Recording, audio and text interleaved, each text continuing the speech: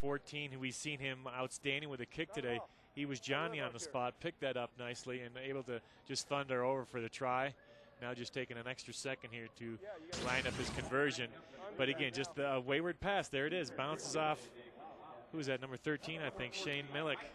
And it goes out to Getzler. Getzler doesn't have a whole lot of work to do, just cuts right back inside one player and finishes it off. But again, you create your own luck, and that pressure defense by Arizona today has done well.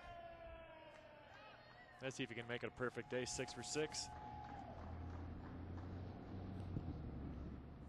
Kick is up, and it is good. 6 for 6, Mike Getzler having a superb game, gets the try to cap it off. 30 points to 7. The Wildcats lead the Buffaloes. The next 10 minutes of rugby are brought to you by Wells Fargo. Today, we offer you peace of mind. Wells Fargo Bank. And Ray White, when you thought the Buffaloes were right back in this game, a turnover ball, and AZ, Arizona scores another try, and again, it looks like they're comfortably in the lead once again. Well, Arizona, the first hit out of the year with this very senior group of players, certainly does augur well for the rest of the season. Yeah, talking to Dave earlier, they're looking, at this junior and senior build squad, that they get a 2-year window where they can really take advantage and do some really good things. And again, like you said, they're off to a pretty good start here this year. Good kick there from the fly half, Trent Fisher. It's a little pressure under Chris Martin, and now the ball is into touch. Dude, that was your chance to just smear him into the snowbank. Thanks for not. Joe Zevin with some great ideas.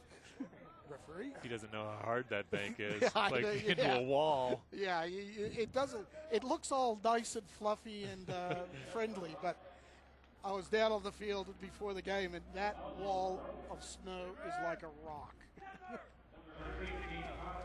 65 minutes into this contest, Wildcats lead the Buffaloes 30 points to 7. Buffaloes with the throw into the lineup. Bobbled a little bit, and good work there. Arizona coming through quickly. Forward by red after the line out. Scrum it right here to black. Quite rightly, though, it was knocked on by number 7. Sean O'Sullivan, one of the co-captains of this side. He's a senior. So we're going to see another scrum, Brian. And O'Sullivan just showed his hunger there. He wanted that ball. It was bouncing up nicely for him. Unfortunately, just knocked it on at the last minute. Pause, engage. That's a good put in. And it goes back. Brennan goes wide with it. Gets it to Martin. Martin with the kick through. Well, you take a look here at the speed of Larman. That ball's going to beat him into touch, so we're going to have another line out.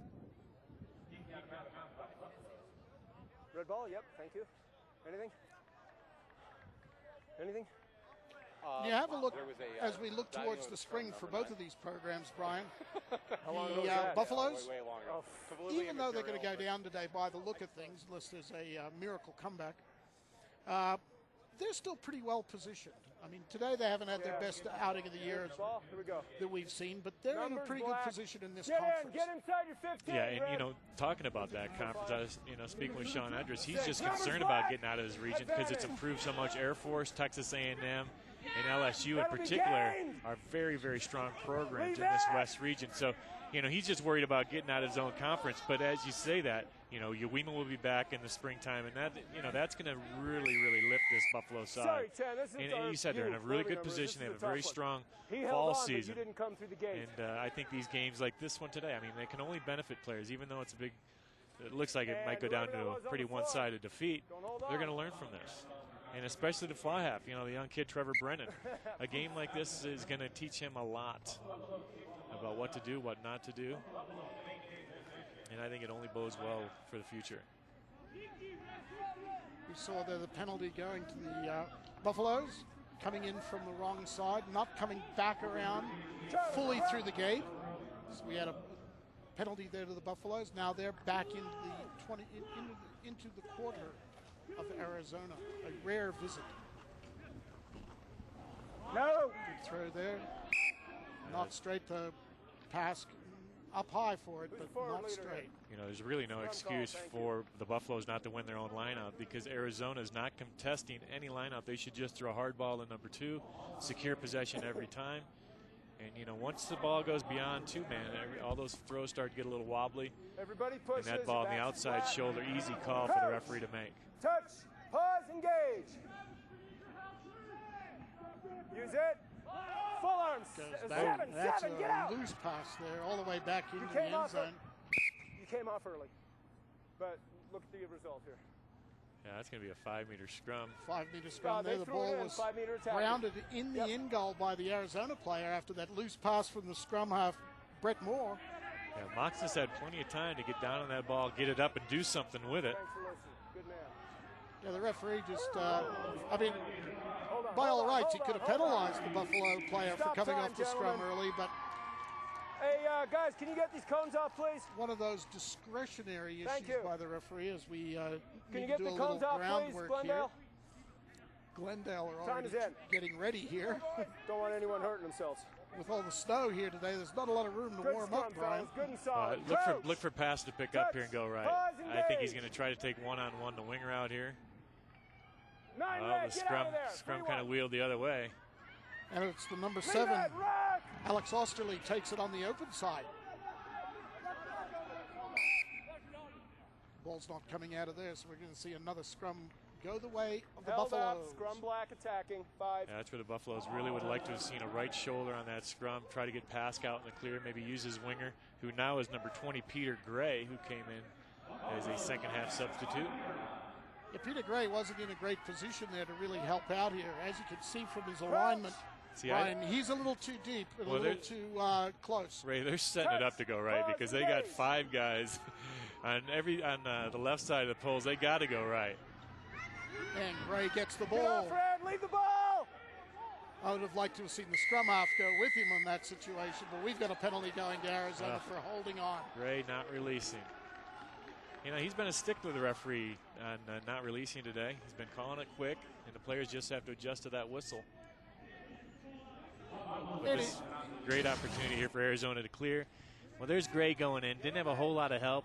Yeah, it was a good call, though. Number 7, Sean O'Sullivan, right over the ball. He's had a very solid game, Sean O'Sullivan. He's done the things that you hope your open side flanker would do. And in Gray's defense, he's just come onto the field. He's got to adjust to the referee's calls there. Well, he needed a little help. I mean, he got isolated. They tried to design a play for him going out the right side. That's where the scrum half needed to come with him so that he could provide that buffer and create the space a little wider out. Exactly. You need the guy who's ever playing the right side of the scrum to be in right on his hip as well. Things the lads can learn in the offseason. So we have the line out here. Numbers are good. Throw by Sergei Pittman from Volgograd in Russia. Timing's been a little off for Arizona line. They're winning some balls with the tap going back, but it seems like the timing's been just a little bit off. Players are coming down when they're tapping it back rather than getting that ball at the peak of their jump. But still able to retain possession. They had some numbers out wide, but they like to kick. Should have caught that. Good kick there.